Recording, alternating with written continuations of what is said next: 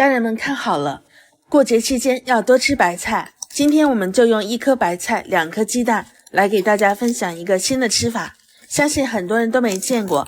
大魚大肉如果吃多了，一定要試試這個做法，清爽又解膩。嗨，大家好，我是小蘇。準備上3片白菜葉子，先把嫩葉子撕成大片，再把白菜幫子用刀背拍一下，斜刀片成薄片，大約像指頭粗細，這樣可以更好的入味。片好之後，把白菜幫子和菜葉分開來放。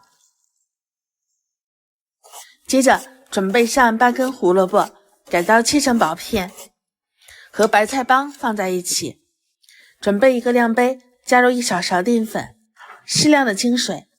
先把澱粉稀釋一下，攪拌至看不見任何的澱粉顆粒。接着往裡面打入3顆新鮮的土雞蛋，把蛋液和澱粉混合均勻。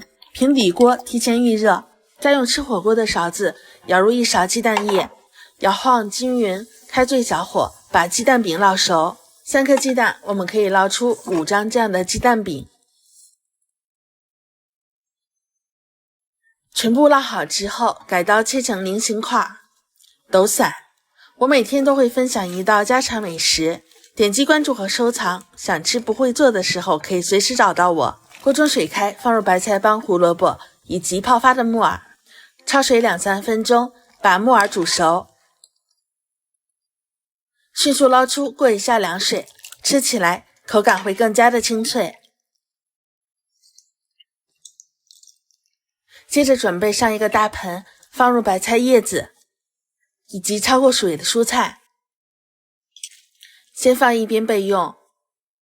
接着準備上一點清水，剪上一些乾辣椒，還有1小把的花椒，清洗一下，濾出灰塵和雜質，然後把水分瀝乾，直接倒入到不粘鍋中，開最小火，炒出水汽之後，把花椒和辣椒都炒香，注意火不要太大。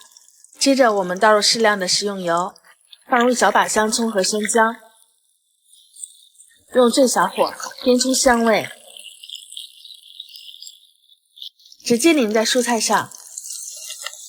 調味只需加入少許的食鹽，適量的松鮮餡提鮮，再倒入多一些的老陳醋。接着用您发财的小手把調味料攪拌均勻，放在冰箱冷藏醃制半個小時，就可以放入雞蛋皮。繼續用您发財的小手把所有的食材翻拌均勻，這樣拌好的白菜花椒味濃郁，香味十足，低油低脂低熱量，非常適合當做大餐過後的親子餐，清爽解膩又開胃。平時可以用它來替代晚餐，喜歡的朋友快試試吧，我們下期見。